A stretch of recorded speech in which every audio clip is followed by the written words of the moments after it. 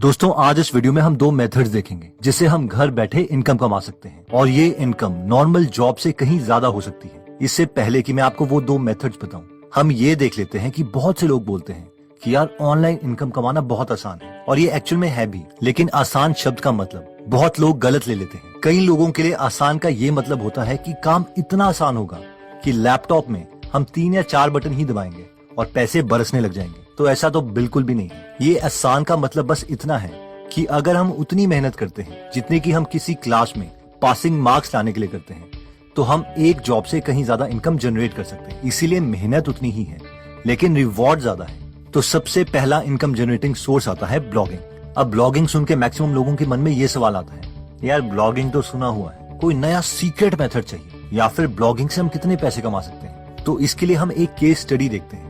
Blogging में सबसे बड़ा नाम है नील पटेल का, जिन्हें काफी लोग जानते हैं, और ब्लॉगिंग से रिलेटेड ये काफी पेड कोर्सेज भी देते हैं। तो ये स्टोरी है 2 साल पहले की, जब इनके सब्सक्राइबर्स ने इन्हें बोला था कि पहले ब्लॉगिंग से पैसा कमाना आसान था, लेकिन अब ब्लॉगिंग से बिल्कुल भी पैसा नहीं कमाया जा सकता, क्योंकि जो लोग ऑलरेडी ब्लॉग बना चुके हैं वही मैक्सिमम पैसे कमा रहे हैं। इस पर नील ने कहा नहीं, ऐसा नहीं है, ब्लॉगिंग अभी भी पॉसिबल है। अब नील पटेल को इनके सब्सक्राइबर्स ने चैलेंज किया कि ठीक है, तुम एक नया ब्लॉग बना के दिखाओ, लेकिन वो नया ब्लॉग किसी और फील्ड में होगा जिसमें तुम एक्सपर्ट नहीं हो, और ना ही तुम अपनी आइडेंटिटी यूज कर सकते हो, क्योंकि तुम्हें लोग पहले से जानते हैं। तुम बिल्कुल एक नए ब्लॉगर की तरह स्टार्ट करोगे और तुम्हारे पास सिर्फ तुम्हारी नॉलेज होगी। और नील पटेल ने ये चैलेंज एक्सेप्ट कर लिया और उन्होंने एक कम्प्लीटली नया ब्लॉग स्टार्ट किया न्यूट्रिशन की फील्ड में, जिनके बारे में उन्हें बिल्कुल भी नॉलेज नहीं थी। और उन्होंने कहा कि मैं अगले 12 महीने में इस ब्लॉग को इतना केपेबल बना दूंगा कि वो मुझे $100,000 यानी करीबन 70 लाख रुपए जनरेट करके, एंड एज एक्सपेक्टेड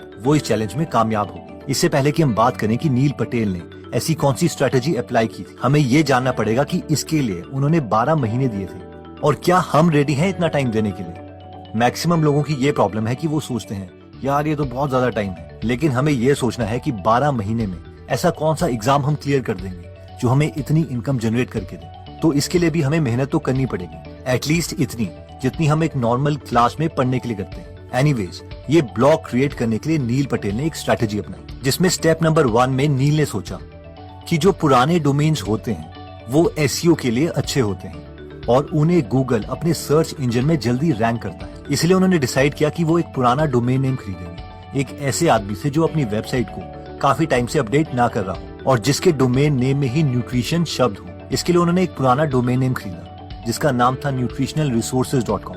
अगर हम कोई पुराना डोमेन नेम लेना चाहते हैं तो हम expireddomains.net से ऐसे डोमेन्स खरीद सकते हैं। स्टेप नंबर 2 में उन्होंने एक फेसबुक पेज क्रिएट किया न्यूट्रिशन के बारे में और उसे नाम दिया न्यूट्रिशियस लिविंग, और उसमें कुछ पोस्ट्स डाले। उसके बाद उन्होंने एक फेसबुक एड चलाई ताकि उस पेज में कम से कम 50,000 लाइक्स आ जाए, जिसके लिए उन्होंने सिर्फ इंग्लिश स्पीकिंग लोगों को टारगेट किया। स्टेप नंबर 3 में उन्होंने रियलाइज किया कि वो अपने ब्लॉग में पहले महीने सिर्फ 4 पोस्ट ही डाल सके थे, और वो भी कुछ खास नहीं थे, क्योंकि उन्हें न्यूट्रिशन के बारे में उतनी नॉलेज नहीं थी।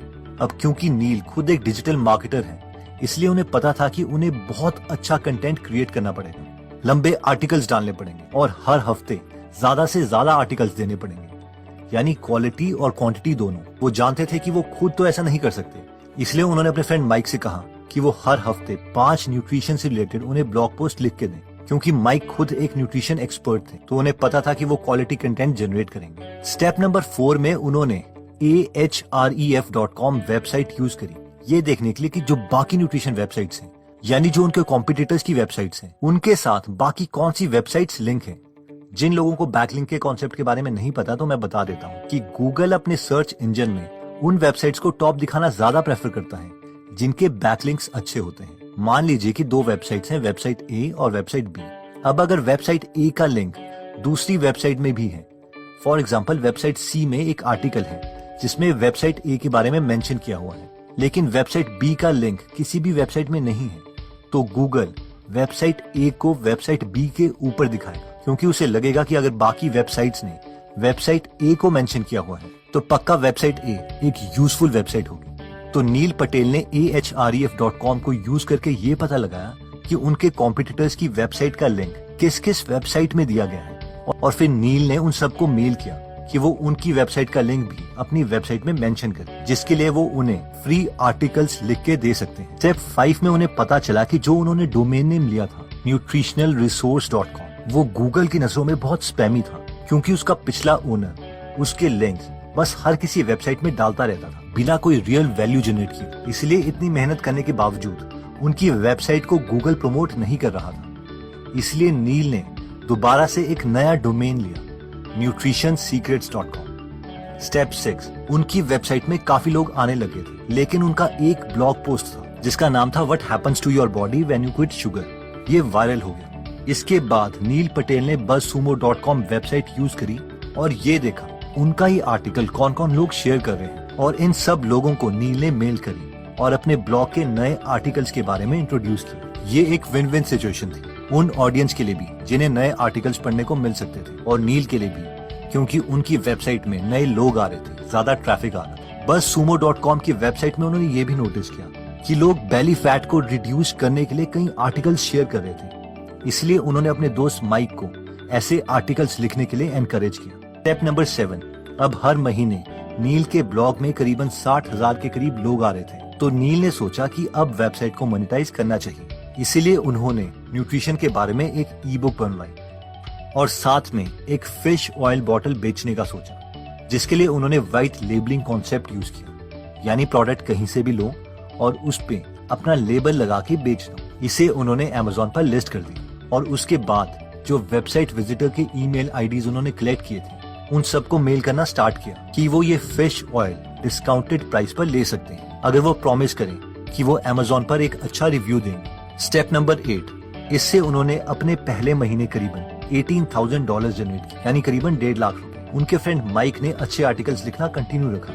वो हमेशा चेक करते रहते थे कि कौन से आर्टिकल्स वायरल हो रहे हैं और उन्हीं आर्टिकल से रिलेटेड वो और अच्छे आर्टिकल्स लिखते, और साथ में नील बैकलिंक क्रिएट करते रहते। हर महीने उनका रेवेन्यू इंक्रीज होता रहता था और फाइनली चैलेंज के लास्ट मंथ में उन्होंने $100,000 नहीं बल्कि $121,492 का रेवेन्यू जनरेट किया, यानी करीबन 85 लाख रुपीस पर मंथ, और इसमें उनका प्रॉफिट 50% के करीब था, यानी 40 लाख रुपए के आसपास। तो दोस्तों नेक्स्ट मेथड आता है मनी फ्रॉम यूट्यूब। इससे पहले कि हम यूट्यूब के बारे में बात करें कि इसमें हम कैसे इनकम जनरेट कर सकते हैं, मैं आपको ये चीज दिखाना चाहता हूँ कि हम में से कई लोग बस subscribe me, I will subscribe you back खेलते रहते हैं।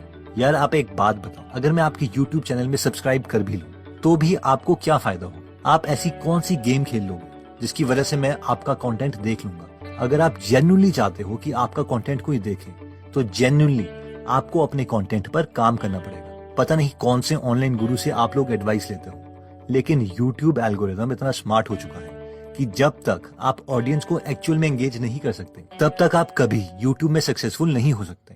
और ये एल्गोरिथम स्मार्ट होता ही रहेगा, क्योंकि वैसे भी ये लोग AI यानी आर्टिफिशियल इंटेलिजेंस यूज कर रहे हैं। और अगर आप लोग इतने लोगों को बिना वैल्यू दिए बस सब्सक्राइब करवा भी लोगे, और वैसे भी यूट्यूब में जो ये कमेंट्स लिखे जाते हैं वो स्पैम फोल्डर में ही जाते हैं, तो अब सवाल ये आता है कि फिर जब हम यूट्यूब चैनल बनाएं तो किस चीज पर फोकस करें? तो अगर मुझे अभी नया यूट्यूब चैनल बनाना हो तो मैं शुरू में सिर्फ इन 4 चीजों पर फोकस करूंगा, जिसमें सबसे पहले आता है content. Content is the king. अगर आपका कंटेंट आउटस्टैंडिंग है तो आपके व्यूअर्स सब्सक्राइब करेंगे ही करेंगे। कंटेंट क्रिएट करते वक्त ये मत सोचो कि यार ये तो बेस्ट चीज है, ये तो मेरा सबसे बड़ा सीक्रेट है, ये मैं किसी को नहीं बताऊंगा। सबसे बेस्ट चीज जो आप कर सकते हो वो यही है कि आप अपना बेस्ट कंटेंट लोगों को फ्री में दो, तभी वो आपसे कनेक्ट करेंगे। अगर मैं अपने दूसरे चैनल गीगल बिजनेस की बात करूं तो उसमें सिर्फ 5 वीडियोस हैं, लेकिन मैंने ऐसा कंटेंट डाला है जिसके लोग पेड कोर्सेज बना के बेचते हैं, और इसीलिए व्यूज के कंपैरेटिवली इसमें सब्सक्राइबर्स काफी ज्यादा हैं। अगर आप बिजनेस में इंटरेस्टेड होंगे तो आपको ये कंटेंट एक्चुअल में बहुत काम आएगा।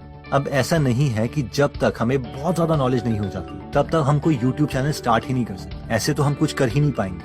बस हमें एक टॉपिक सिलेक्ट करना है और उसमें हमें जेन्युइनली इतनी नॉलेज गेन करनी है जितना अच्छा कंटेंट क्रिएट करने के लिए जरूरी है।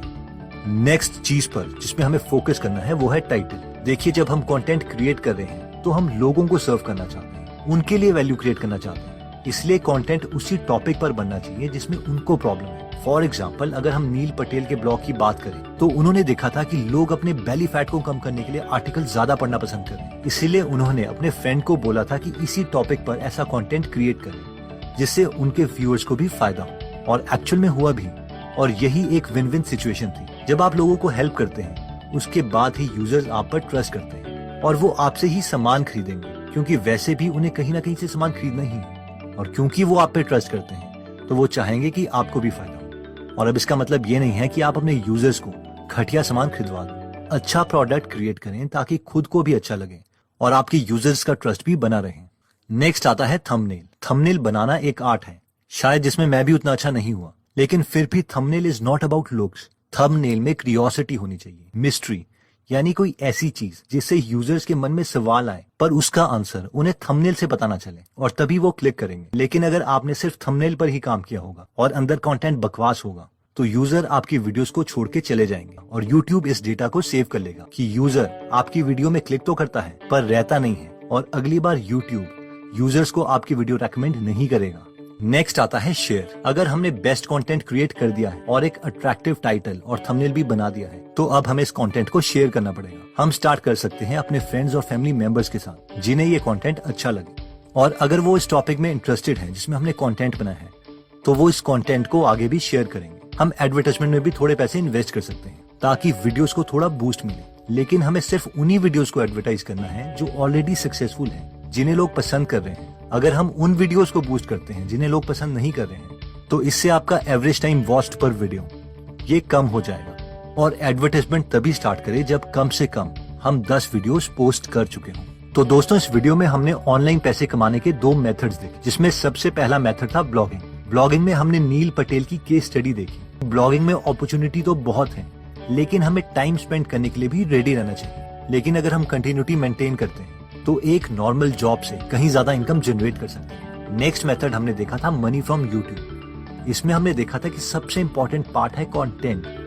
इसलिए हमें जेन्युइनली अपनी नॉलेज इंक्रीज करनी पड़ेगी। अगर आप बुक समरी से अपनी नॉलेज इंक्रीज करना चाहते हैं, तो आप गीगल ऐप डाउनलोड कर सकते हैं, जहां पर हम हिंदी में बुक समरीज बनाते हैं।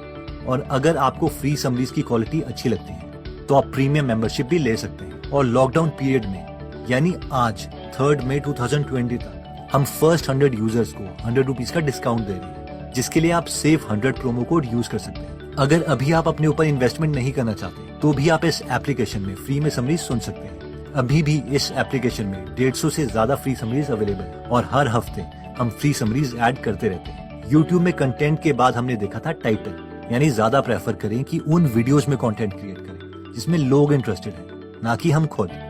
नेक्स्ट था थंबनेल।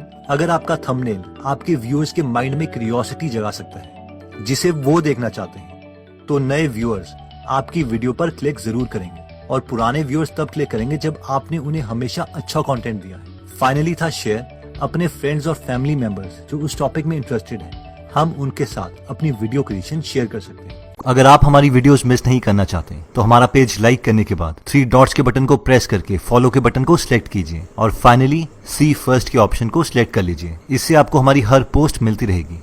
जय हिंद।